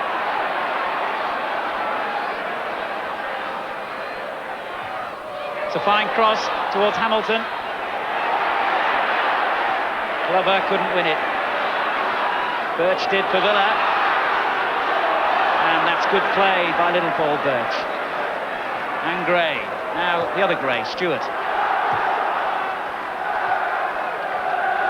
And Villa very professionally just slowing things down, and it'll go back to the goalkeeper, I should think.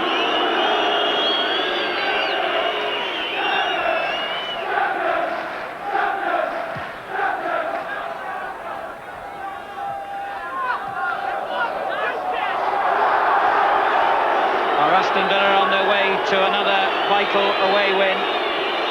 Or can Middlesbrough come back? Paul Kerr is the Middlesbrough man who'll go off, and that has met with the dissatisfaction of the Aston Park crowd. Well, as you said earlier, he has worked very, very hard.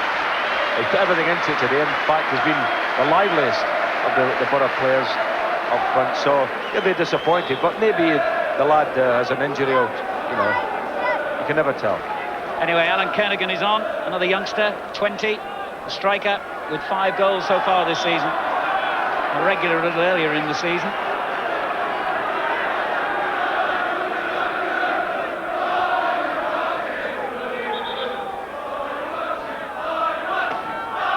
So a dangerous moment for Middlesbrough.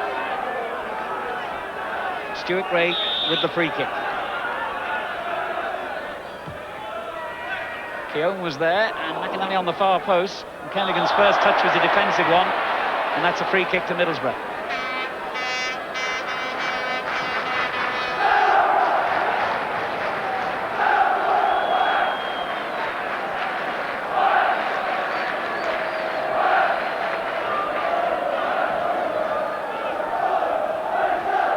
Slaven. Hamilton. It's a free kick to Middlesbrough. A foul by Gray on Hamilton. Terrific noise now. The Borough fans will try and lift their team in this last quarter of an hour. Cooper's free kick. Mowbray in there with the header. And it dropped in the right place for Gray to clear. Parkinson. Villa press forward, trying to look for offside, but it doesn't work. Gallagher's clearance. Here's Laws.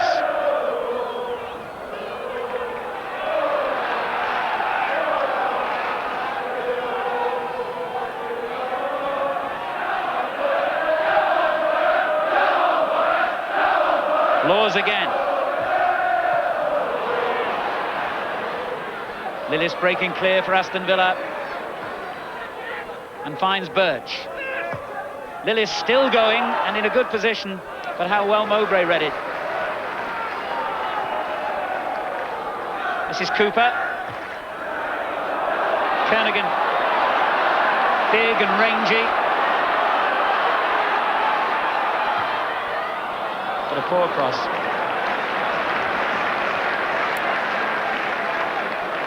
And Middlesbrough may be about to make their second substitution. Kernigan having just come on.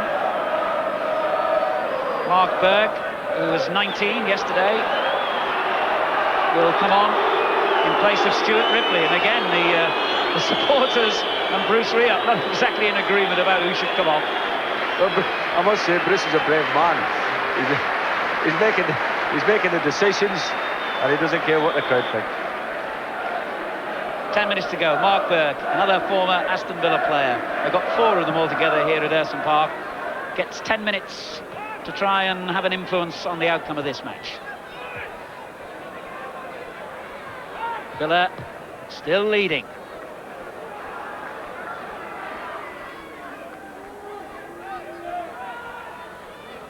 These teams have already met 3 times this season in the league and 2 Littlewoods Cup ties, and each one of those matches has finished 1-0.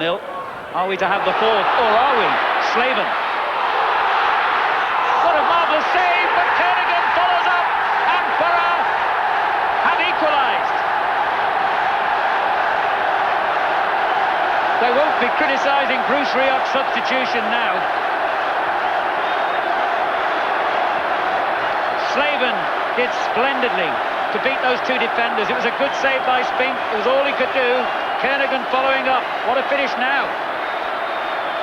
I say Bernard Slaven must have been having nightmares here, because he did ever so well to get himself into the shooting position, but it was a weak effort with the outside of his left foot, almost straight at Spink, and he'd be a relieved man to see Kernigan follow up. 1-1.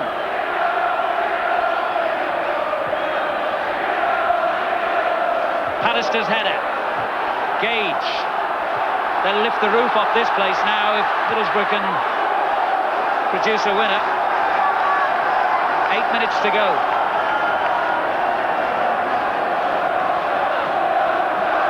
Kernigan's header.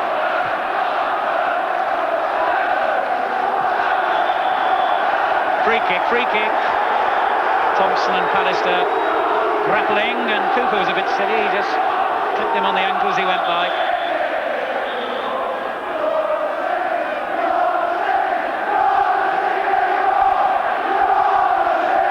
Wonderful noise ringing around Aston Park again. It's 1 each. Hamilton. Good tackle when it was needed.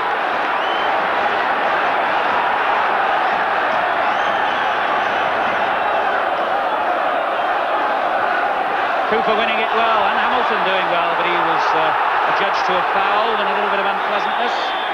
Cooper and Birch exchanging pleasantries.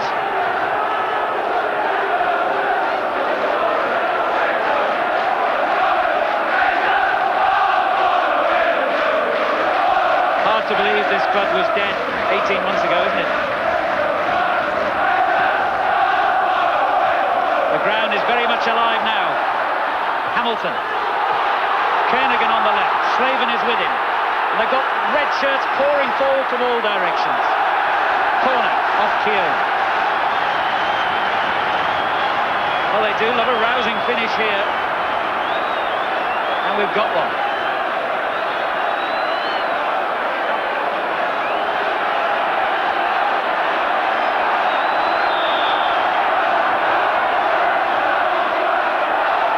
Oh, it was flicked on dangerously, and Stuart Gray was there to clear for Aston Villa. Parkinson. Kernigan. Hamilton. Mowbray still forward from the corner. Away by Gage. Thompson's mistake. This is Hamilton. Birch making life difficult for him, and it's a free kick to Middlesbrough. Taken a bit too quickly. Here's Glover though. Mowbray. Burke.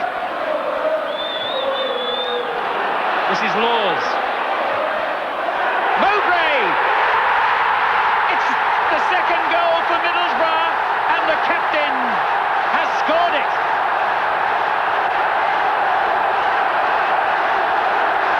Well, you were right, Alan. You did say the like a dramatic finish up here at Aston Park, and they're certainly getting that today. What a moment. Laws doing well with that cross. Mowbray got away from all his markers and planted the header in. Well, I'm delighted for the big fella, you know, after being involved in the goal that they lost. What a good header. Well, the man who Bruce Rioch says he'd take to the moon with him if he had to go there, has possibly scored a very, very important goal for Middlesbrough. Well, it is important whatever happens. And there he is again, challenging McAnally. Burke.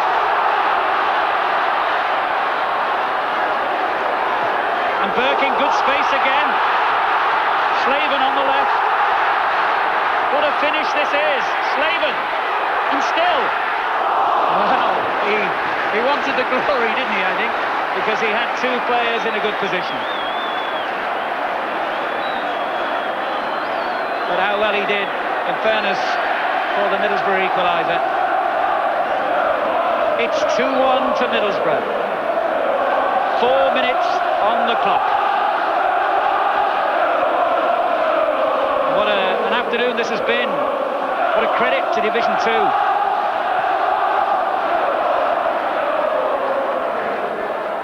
Just went for a corner from Glover's clearance.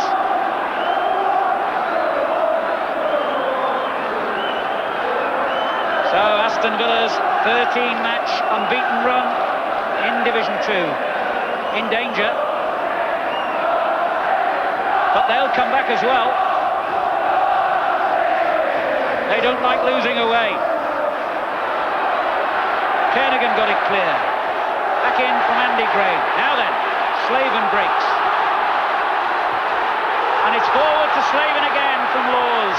The keeper's come out, but the offside flag has been raised, so that excitement is in vain. They've shown tremendous character, the Middlesbrough players. I mean, they did so in the cup run they had this year, and they're doing it again this afternoon. They're a young team, they are inexperienced, but tremendous character. Over Pallister's head, Thompson. Ooh, it was a good shot, and the bounce could have deceived the keeper, but Pear's right behind it.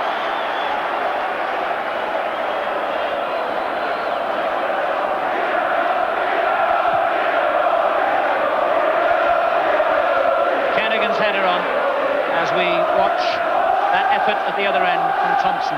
That bounce was tricky.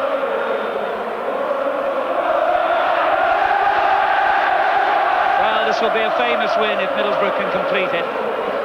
Because remember, just 18 months ago, the official receiver moved in, closed the club down with debts of £2 million. Middlesbrough were just hours away from extinction.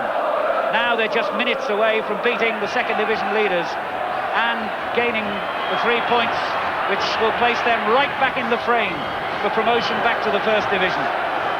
It's a fairy tale story, and it's almost come true. You know, the papers are full of it today, saying that certain players are believing here, but I don't think they will. You know, I think Ayresome Park needs a good side. They've got a good young set of lads here, and I can't see them selling them. You know, I think they will keep them, and they can only get better. Alan, you know, this is a good young side that will get better. And if Bruce Rioch wants to get in the first division, well, this side will probably take him there. So, and I don't see why. I don't think he will sell the likes of Pallister. Well, the adversity born of almost going out of business, and indeed almost losing their own jobs, of course, has really bred a tremendous spirit amongst the team here, and an affinity with the supporters in an area where they know all about losing jobs, of course. The Teesside area, one of high unemployment, and they love to see a successful football team. But here's Thompson for Aston Villa.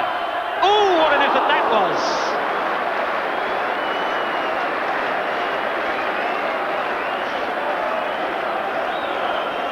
Gary Thompson could have spoiled the afternoon for the Borough faithful then. Cracking shot from that range, but lifting all the way. It was close, wasn't it?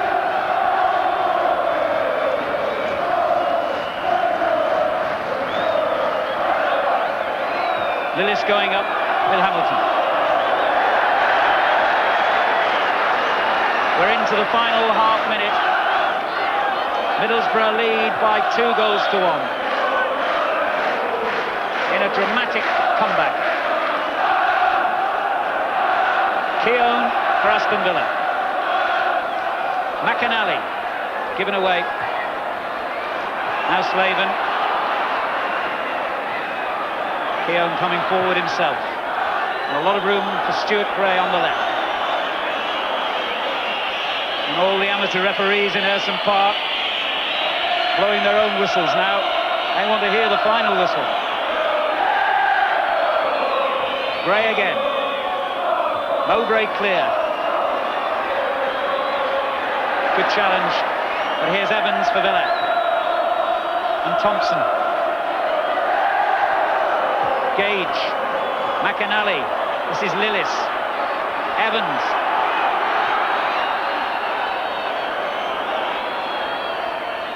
Stuart Gray won the ball but couldn't make the effective cross. And here's Glover. Straight to Gallagher. Now Birch is in the centre here, and if Gray had got the cross in a little quicker, he could have found him, but it's a corner. We're into time being added. It's 2-1 to Middlesbrough, but Villa have a corner. Flicked on towards McInally, and a scramble of players, and finally it's hoofed away, and there's the final whistle, and Middlesbrough have completed a memorable victory over the second division leaders. And the fans who stayed loyal to the club, which almost died, have been rewarded with a terrific performance, full of guts and character, and summed up by that man. Stitches in his head, the disappointment of an own goal at Everton, which knocked his side out of the cup in midweek, but he's made of strong stuff, and he came back, Tony Mowbray, to score the winner.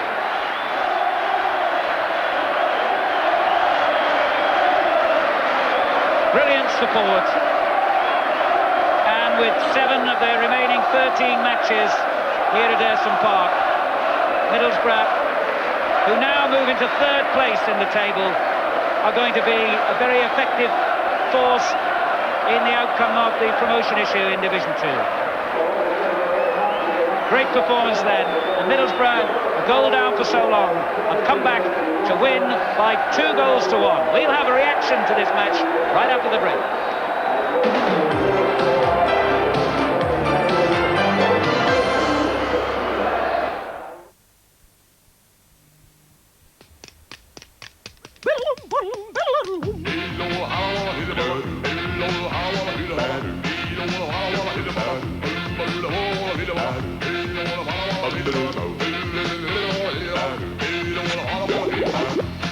To all you out there with your heavy lives and heavy beers, we who drink Miller Lite, a clean, smooth lager with more of the sugar turned to alcohol, have the following message.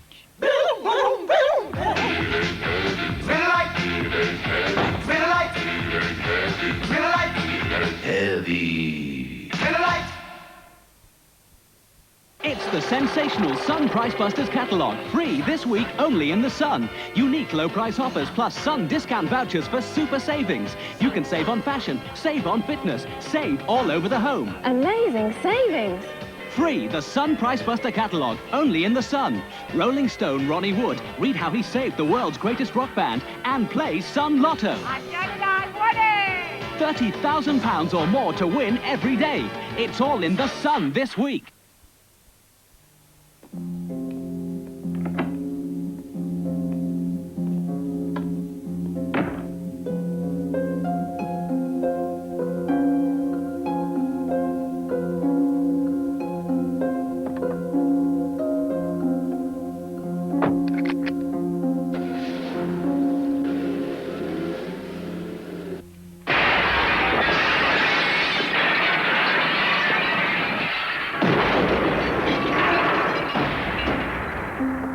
The Volvo 340, tested by dummies, driven by the intelligent. Whatever your appliance, pound for pound, penny for penny, Colite gives you more heat than any other smokeless coal. So buy Colite, real fire heating at its very best.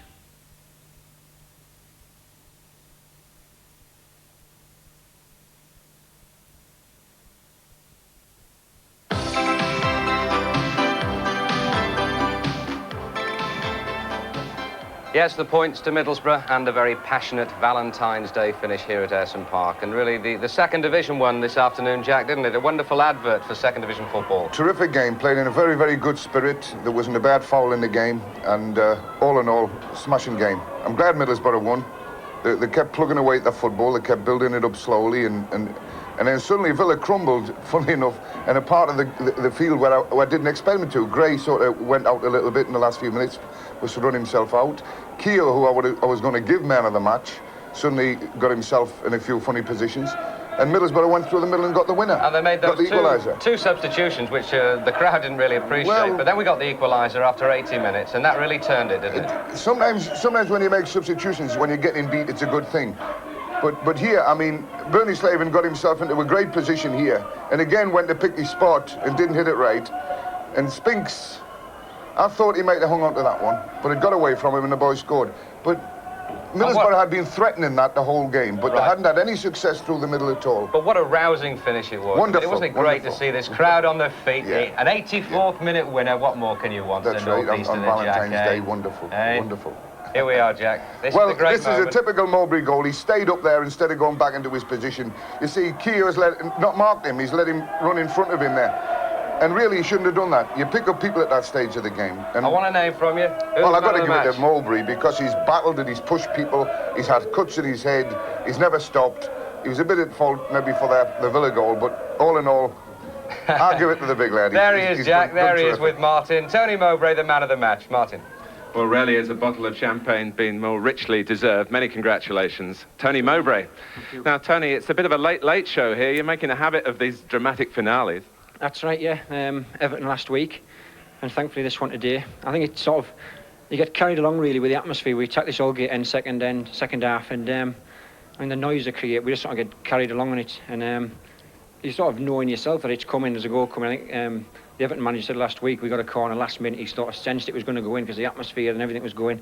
And it was like that today, really. We had a free kick, it got cleared, and I stayed up, and it just came back in, and thankfully I got my head on it. We've been saying all day long that it's a game Middlesbrough really couldn't afford to lose. That's right, yes. I mean, I think they'd have been 11 points away from us if they'd have won today.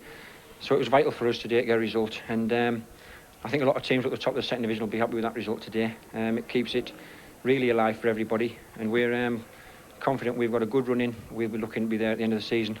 Well, go in and crack that bottle of champagne with your teammates. Well played, Tony. Thank you very much indeed. Cheers. Yes, and don't they deserve it, as we can see. Middlesbrough up to third place there. Aston Villa's lead from Blackburn, just 1 point now. But they've still got the best away record in the league. And I think we've had a wonderful afternoon, Jack, haven't we? Been a terrific afternoon. I'm delighted Middlesbrough won, actually. It keeps that... They're still involved. As Tony was saying. They're one of my clubs, Middlesbrough, and I like to see them do well. And all in all, I think they deserve to win because they kept plugging away at the football. They kept building it up nicely and got the breaks at the end. Jack, lovely to see you again. Thanks We've very had much. a great afternoon here at Ayresome Park. Middlesbrough 2, Aston Villa 1. From all of us here, bye-bye.